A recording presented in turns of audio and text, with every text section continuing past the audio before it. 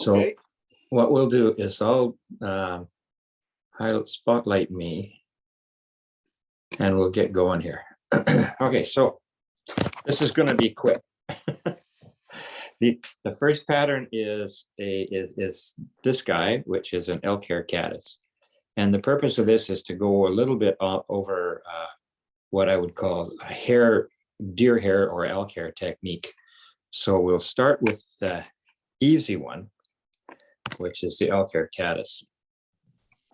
And this is a size 10 hook. I could probably have done a size 8, make it a little easier to see, but this will do it. For the thread, I'm using an olive 8/0 because the body is going to be olive. And I'll start right behind the eye, as is normal. And I will dress the hook right down to where the bend is. That just provides a little bit of a base for dubbing. The next thing I'm going to do is put the fly consists of a dubbed body with a hackle that's palmered up the body with a deer hair wing on the front. So I'm using a standard saddle hackle, and I've chosen one that is at least gap and a half long barbules. I'm going to tie it in first at the back because that's what's going to get wound forward. And I'll just stroke it backwards here from the tip to get the barbules to stick out. And I'll leave the tip. I'm going to tie this in by the tip so that if I get really long barbules, they'll be at the front, not at the back. And I'll take and tie the tip down with the intensely colored side facing away from me so that when I start wrapping forward, those barbules are going to tend to curve towards the front of the hook. I'll wrap that up just to get it out of the way. Get the tip off. And that's the hackle tied in.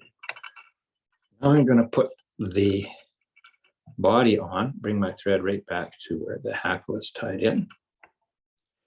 And I'm using a green superfine dubbing. I like this superfine stuff. It's chopped up really nice and it adheres really nice to the thread. And I'll just take small batches of it and spin it onto the thread. Just twist it on. And because this is a really fine, I think a lot of it's antron, and it sticks to the thread really nice. So I don't have to do a lot of fiddling around with it. The body's going to be fairly thick on these. These caddis flies have a fairly robust body. So I'm going to make sure I get a reasonable amount of dubbing on. A lot of times when I'm using this fine dubbing for dry flies, you don't want to use much dubbing. You want a fairly thin rope, but for this guy, I want a fairly solid body, or thick body, I guess you could say. And we'll start at the back and we will work it forward. And I'm going to maybe make the body 3 times the diameter of the hook wire, roughly.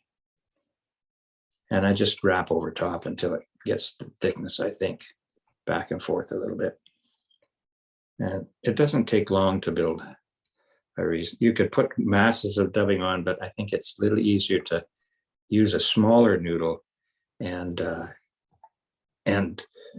wrap over to build kind of a, you can shape the body better. And so I'm going to taper it a little bit from the back to the front. And then right at the, near the front here, I'm going to leave a little gap between the eye of the hook and where the body ends. A nice even body. And the last little bit here, I'm stopping probably a good 2 eye widths back of the eye. And I'm going to just leave the end tapered a little bit right down to where the eye is. So now I'm going to leave a good 2 eye widths back from the taper. Leave my thread hang. Get the hackle pliers and then just wrap the hackle around, avoiding the point of the hook, and let the hackle twist itself in place. That's the nice thing about these Griffin hackle pliers. You can let it do that. I'm going to make this fairly fuzzy. It's not going to be a really open palmer. So I'll get there. And when I get to the front, I'm just going to do one last wrap there. Oh, that's probably too many. Right there, I'm going to wrap down on it. A couple of wraps in behind and pull back, and a couple of wraps in front. Get my scissors and trim off the hackle.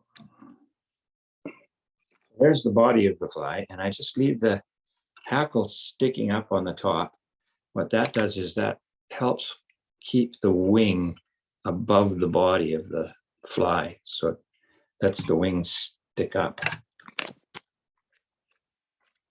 Now I got elk hair for the wing, and this is a brown elk hair. And I will select some material out of this patch, and I'll probably try and get about a batch of elk hair. I'll probably try and get it so that it's about gap width. That's about as much as I want. The other thing I'm going to need is I'm going to need my hair stacker. So that's what this thing is. By the way, Florian, you might know whose hair stacker that was. When Roman Sherburne passed away, I managed to acquire his hair stacker. So that's the legacy of a very good fly tire that I managed to acquire. Now, once I get the batch out, I'm going to take my comb and comb out all the fuzzies from the bottom. And get that batch of hair, put it in the stacker. And the purpose of this, and then whack it on the table or on your hand, whichever. And what that does is that lines up all the tips. When you take the hair stacker out of there, you want to leave the end pointing down a little bit so the tips stick out the bottom, so you can grab them like that with your left hand. I'm going to make the wing right just a hair to the past the bend, just a hair past the bend. And that's about where I'm going to tie it in. Grab it with my left hand. I'm going to get some of this fuzzy butt off the end so it's a little easier to handle.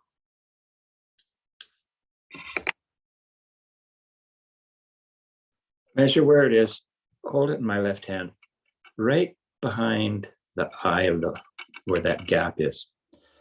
Now, to make this sit on top of the fly, what I'll do is I'll go over the top and in between my fingers, down the far side between my fingers, with the loose thread in between my thumb and forefinger. Then I'll come up on the near side in between my fingers, and I will pull up, straight up. I'll do that again, down in between my fingers, down the far side, and up between my fingers and pull up. And when I'm doing that, I'm putting a little pressure with my forefinger on the far side of the hook shank. One more. Up. Then I'll bring the thread down, let it hang. What that does is that puts all of the hair on top of the hook shank. It pulls it down. And that's what I call stacking. Take my thumb and forefinger and pull that butts of hair up from the fly from underneath. Make sure all the butts are sticking up in the air. Pull them up and wrap in front of them, right behind the eye of the hook. Make sure there's a little gap there. Eye is not full of hair. I'm using my thumb and fingernails to push that back a little bit. Then I'll get my whip finisher and I will whip finish right behind the eye.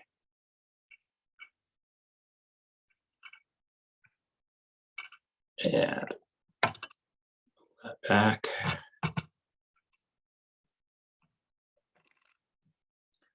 Snip my thread off. What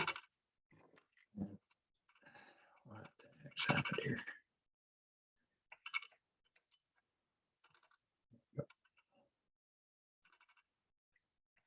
I'm going to pull up these butt ends. Take my scissors and lay my scissors up against the eye of the hook and trim the butt ends. There's still a few that are sticking out there. So I'm going to get my pull down the wing, and it comes down here with my scissors in between the wing and the butts and trim them off.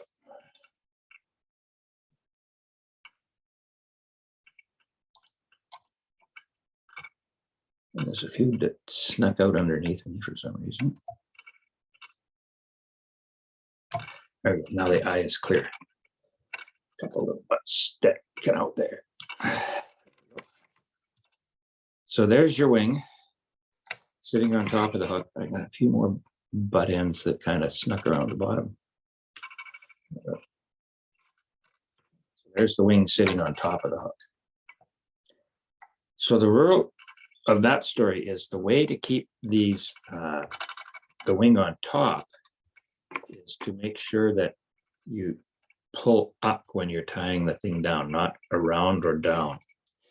Try to keep it from wrapping around the hook shank.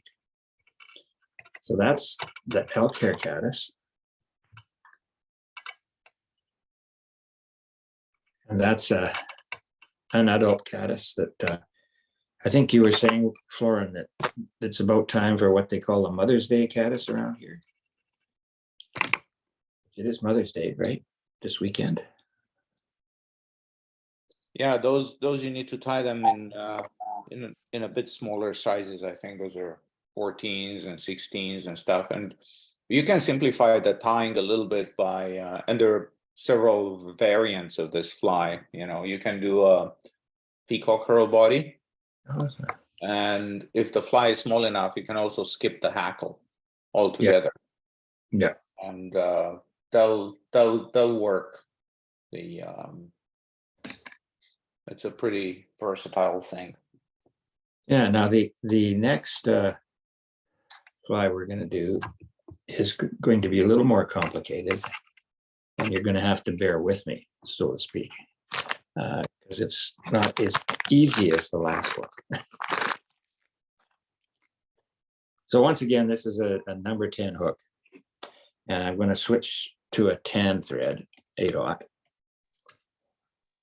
Dave, I'm going to have to go. Okay. So, Well, we'll finish this one off and then save the recording, so you should be able to find it. Thank you very much. Lauren, will I see you before you leave? We have a meeting on Tuesday. Yes. Yep. Okay. Probably I'll be there at the meeting. Oh, great. Okay, I'll see you Tuesday. Yep. All right. Bye-bye. So I try to do this fairly quickly too, and more importantly, what I want to show with this is the stacking technique.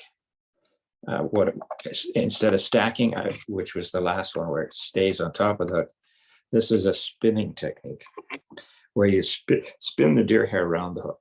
Now, the fly I'm going to tie is called the Irresistible, and it's got a bit of a tapered deer hair body with a moose hair tail, a Grizzly hackle for the hackle, And then you got these little wings that are made out of the tips of a grizzly hackle. And I've got some of those selected out, so make it a little easier to do it in a hurry. I'm going to start my thread right where the barb used to be on the hook. I've been barbed down on this number 10 mustad hook. And I'm going to do just a little bit of thread, probably up to the point, just to provide a base for where I'm tying the tail in. Bring my thread right back to where the barb was. The tail on this is moose hair, moose body hair. Just a few strands. Not going to take more than 6 or 8 strands. Pelt.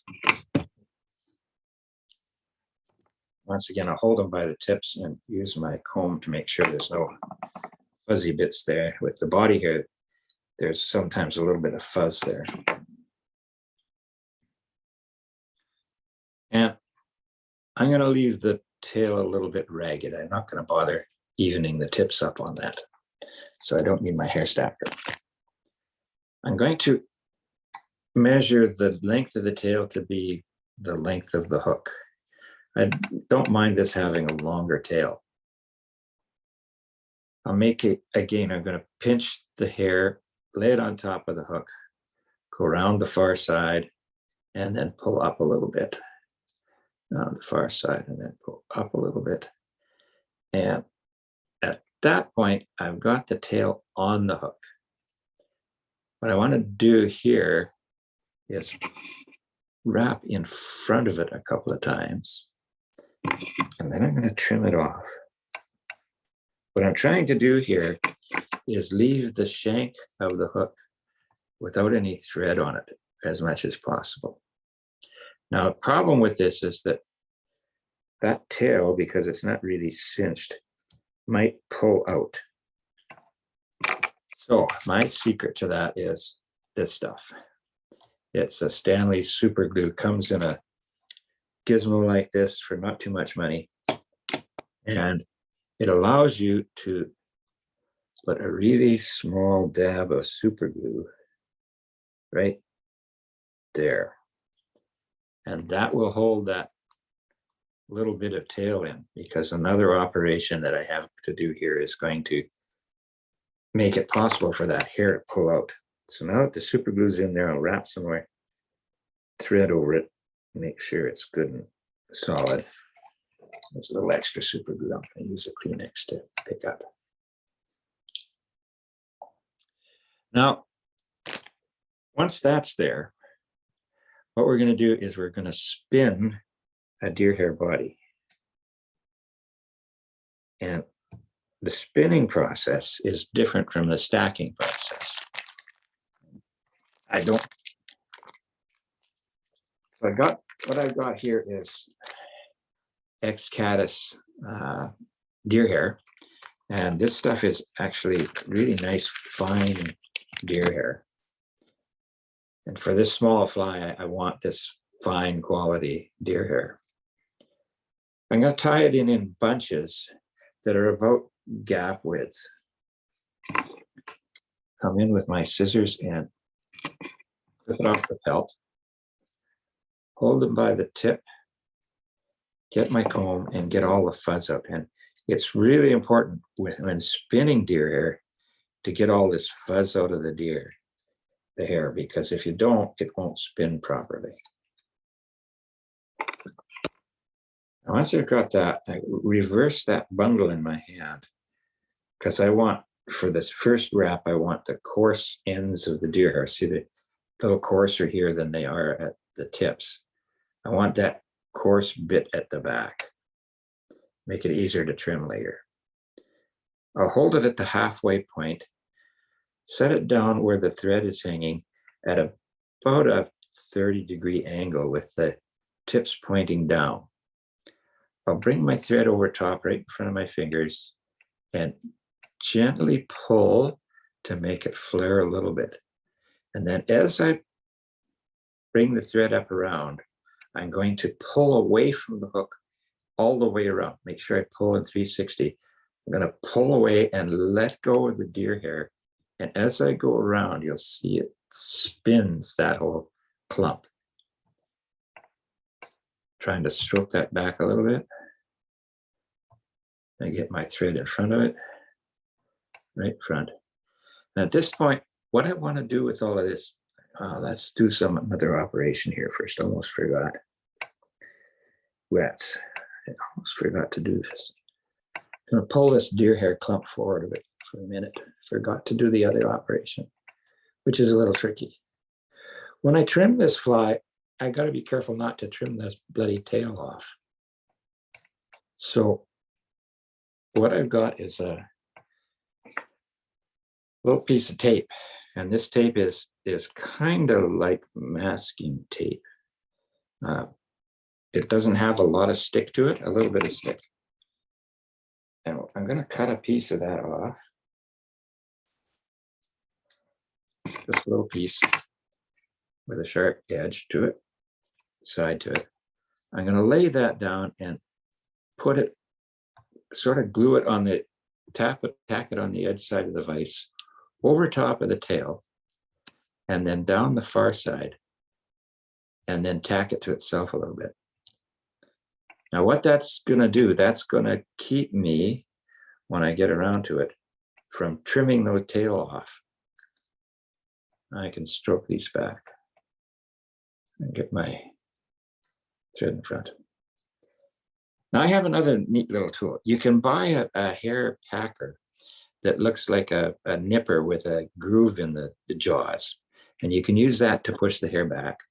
Or you can use your thumb and your fingernail to ease it back. But I got this little guy that has a range of different holes that go over. Just you pick one that the hole just barely goes over the eye. And you slide it back until you hit the pack of deer hair. And you put your thumb and forefinger behind so it doesn't slide right off the end of the hook. And you pack it back so that it's stacked right at the back here. Bring my thread forward. And now I'm going to do this all over again.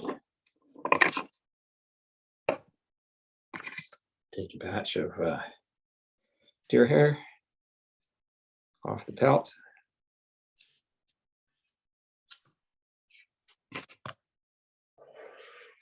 Going to comb it out.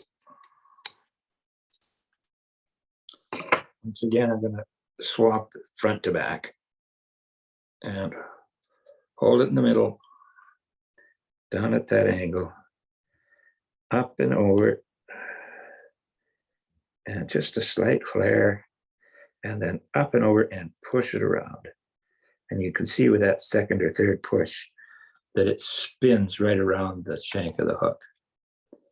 Use my thumb and forefinger to squish it back a little bit and wiggle my thread through until it's in front of that clump. Use my little packer again and make sure I push it back on the hook shank. This is why I didn't run the tail all the way up the shank of the hook, is to leave it so that that hair will slide back on the hook shank. I'll probably get 2 more of these in before I'm done. So this time around, I'm going to take the clump of deer hair, the pelt, brush it, get all the fuzzies out. This time I'm not going to reverse it. I'm going to stack it with the fine part to the end. Again, hold it in the middle, let down over top, cinch a little bit to get it to flare, and then over top and spin. Ease it back, pack it in, and I'll get one more before I'm done. And you see I can really pack it back. So I've got very compact hair body. And the reason for you use either that little device that has the that looks like a nipper with a groove in the jaws, or one of these things, is that if you slip your fingers back when you're trying to do it with your thumb and finger, your thumbnails, is if it slips on you, you impale yourself on the hook point, and that's not pleasant. And do the same thing, another batch here. This will be the last batch on this shank. Clean it out at the bottom. I'm doing this, all this over top of my waste basket at the bottom. You probably can't see. Lay it down on the hook shank again. Over the top, flare a bit, spin. Pulling all the way around, and it'll spin. Ease it back. Take it back.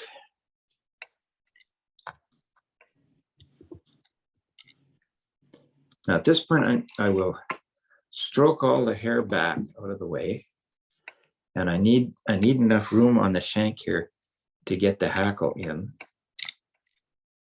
Where's the smallest hole? Like this.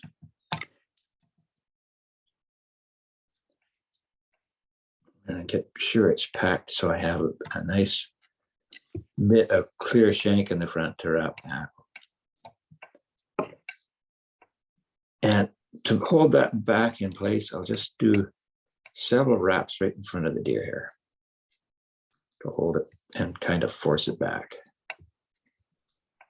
I just started to come out of the ice.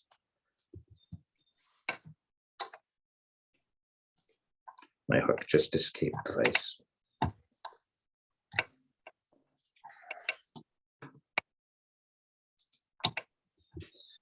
There we go. Okay. Now at this point,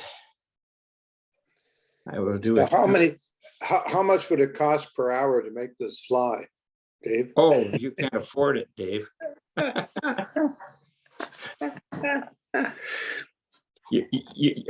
Yeah. If you're being cheap, you won't be able to afford it. You have to do it yourself. Anyway, so we're finished off here. And the reason for that is now I'm going to trim. Now, I'll get all this hair to stick straight out. You see, I still got that little bit of tape on there trying to protect the tail so I don't cut it. The first trim with my scissors is to come underneath, and just above the hook shank, I'm going to trim straight back to where the bend of the hook is, fairly close to the shank. So I'm going to have because the bottom of this fly is trimmed flat.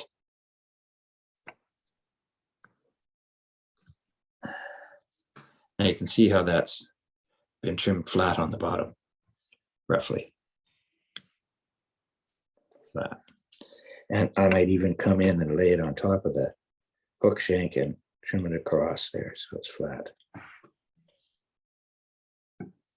Now the next thing I'm going to do is I'm going to come at about a 45-degree angle, and I'm going to come right in behind and just trim the back end of this thing clear of where the tape is on that tail. Slide it up and trim it so I can see where I'm going with all the hair.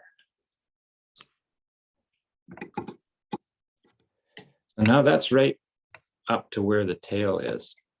And I just making sure I don't trim the tail off. All right. Now, I'll stand all these guys out. I'll take my scissors and hold them at a nice 30-degree angle or so, and start at the front and point the points down to where the tape is there, and just trim one there. I want kind of a wedge-shaped body. And I'll do this from the side. Same thing. I'll use my finger up against the eye of the hook, and then that keeps the handle end of the pliers up, and then I'll get the point down towards the bottom at the back. So I'm trying to trim off the bulk of this so I can see where I'm at. Again, from the eye of the hook at an angle back to where the tail is. Another one here. This is the rough trim. I'll do this all the way around so that I have a wedge-shaped body from the front. And you'll see now, see how much gap I have at the front. It's a reasonable width. It's maybe half a gap width wide at the front, but I want this to be tapered to almost a point at the back. So you can see it's a wedge shape here. And I'll do the same thing on both sides. And try to approximate the same width on either side of the shank and the same angle with my scissors.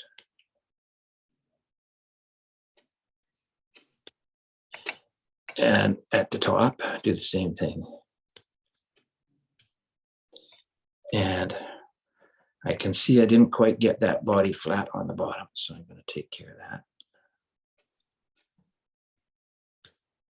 And then I'll try to round it a little bit by taking the little corners that I have left and taking those corners out. So now I'm going to get kind of a wedge-shaped body, pointed at the back and broad at the front. When I get all these little bits that are sticking out of the way, then I can gently take this tape off. So gently, because I don't want to pull them loose from the shank. And you see I have a few stragglers back there, and I need to get my scissors down, lay them against the tail, and trim the stragglers out of the way. Trying not to trim the tail. Get the tail out of the way. So this is the tedious part of this fly, is getting the trimming done.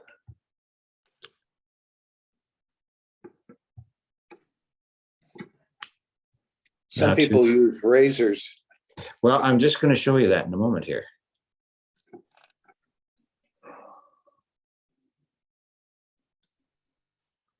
Now I can do a final trimming, like you say, with a razor.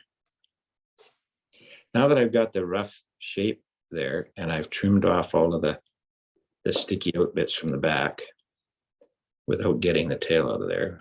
That's the tricky part for me, was figuring out how to do it so that I could get the tail out, get the stragglers at the back out without losing the tail.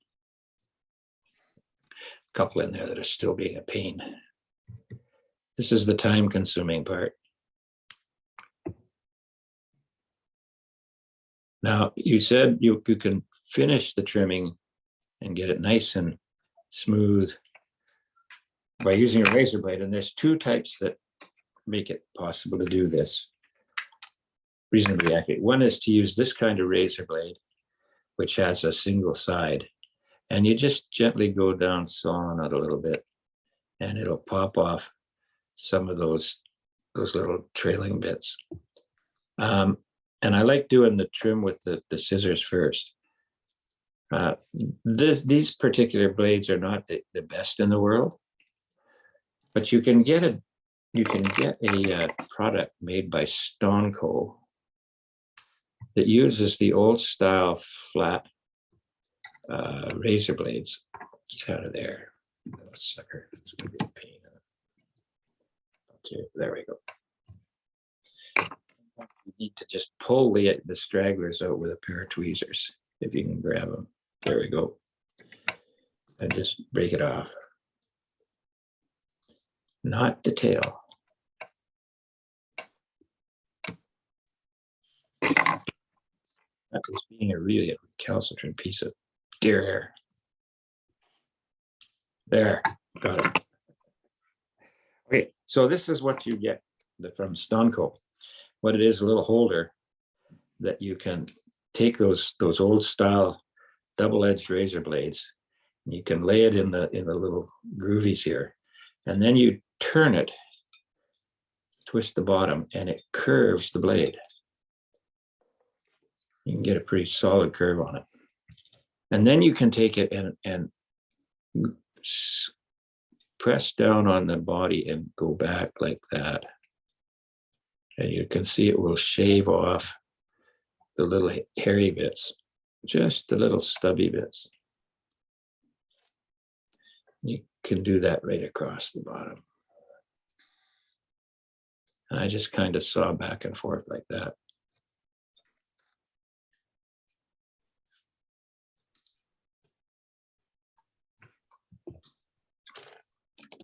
This is the time consuming part. And you can do this for hours, actually, if you really want to. It takes, if you want to get lost in deer hair trimming. Okay, that'll do for now. Now, Florin, you like to have a less robust body, which I can understand. Some of these flies are not very fat. This guy is a little on the fat side, but that's okay. I can trim it down. It would be good in heavy water. Yeah, that's the point. These guys are supposed to float like corks. They do, because I used to use them when I got a white cap on and I was fishing for mayfly. Yeah. And I would trim them down and everybody else's fly was sinking and mine was bobbing up and down. And I take a marker. Yeah. And mark them black or dark brown, right? Aha, yeah. Okay, so now what I've got, I've spent some time, so you're not watching me do this. I've spent some time preparing the hackle. So I've got one hackle that's been stripped. The tag end is stripped, so I got a bare stem. This is so if I bugger one up, I have another one to work with. And I'll take that off the tape. So that's my hackle. And then I've pre-prepared the hackle tips off the Grizzly. These are the tips that I'm going to use for the wings. So now I get my thread back in, right behind the eye.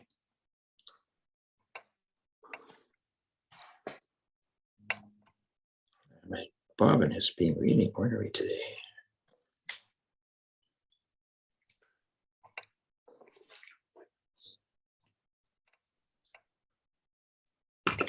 Tie back in right behind the eye.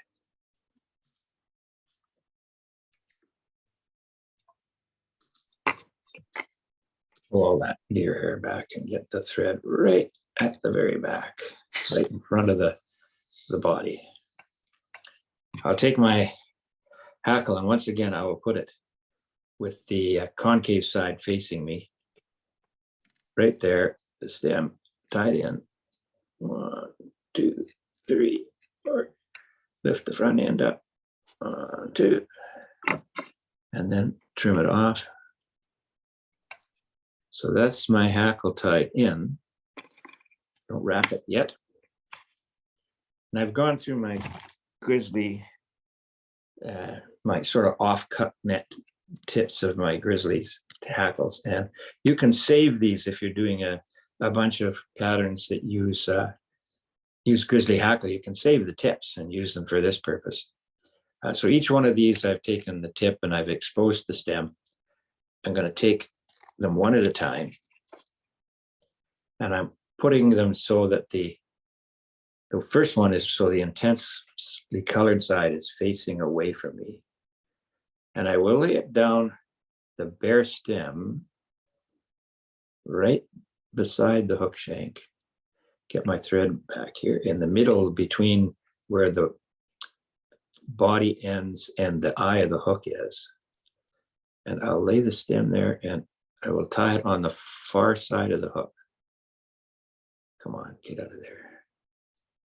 I don't want those guys there. On the far side of the hook. This is the old trick of spinning your bobbin counterclockwise to get the loop to fall in the right spot.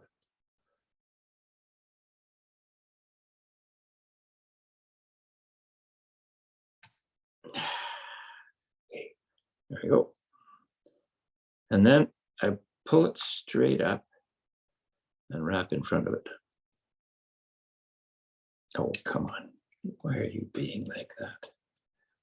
Have to try again. Something has slipped here. everything is moved forward for some reason.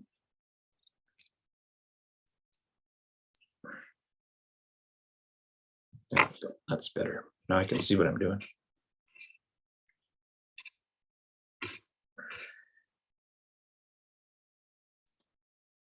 So again, I got these. You know, it's just not my day. That's why I made extras. We all have fingers that don't want to work. Well, I just pulled on it and the stem broke because it's a fragile stem. So let's get that on there. There we go. That's got it. Pull them up.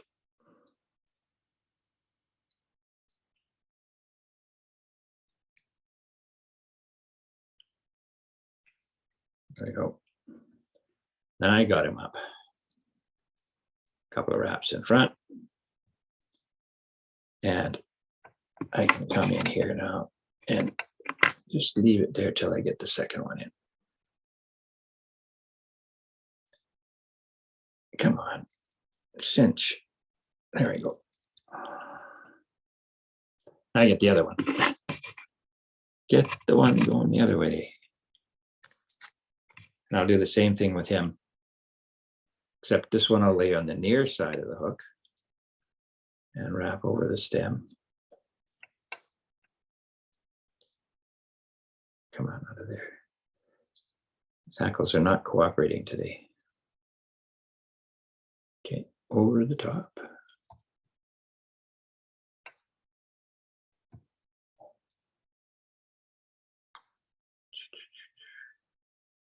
There we go. Got him there. And then a couple of wraps in front. And when I got those in place, I will wrap the thread in between front to back, in between back to front, and front to back. So they point slightly forward and are pointing up.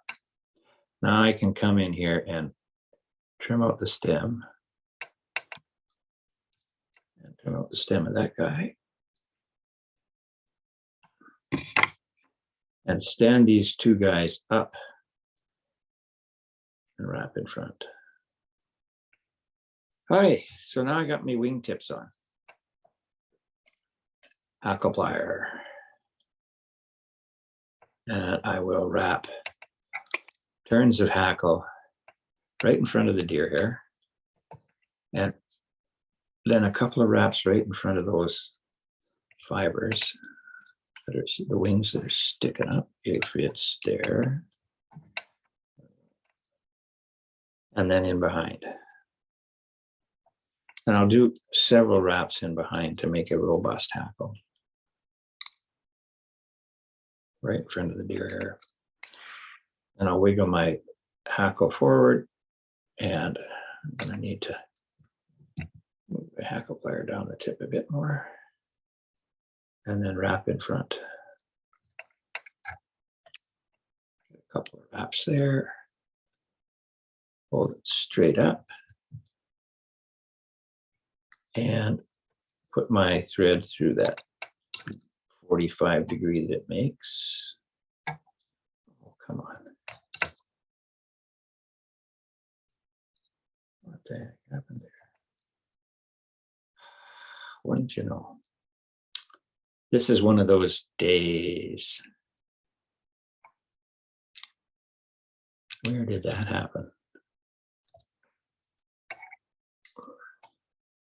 There we go. Just wrapped around the hackle a bit and then slip down. There we go. Now I got it. Helps to have an upturned or a down good solid upturned or downturned eye when you're doing that. Otherwise the thread kind of slips off the eye. And I'll push those just back a little bit out of the way.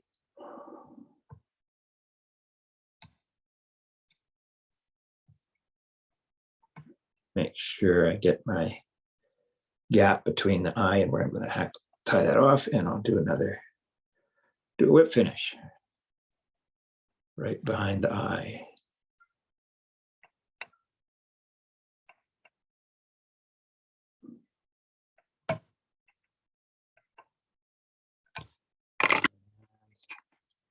Ta-da, there you go. So there you are, you're irresistible.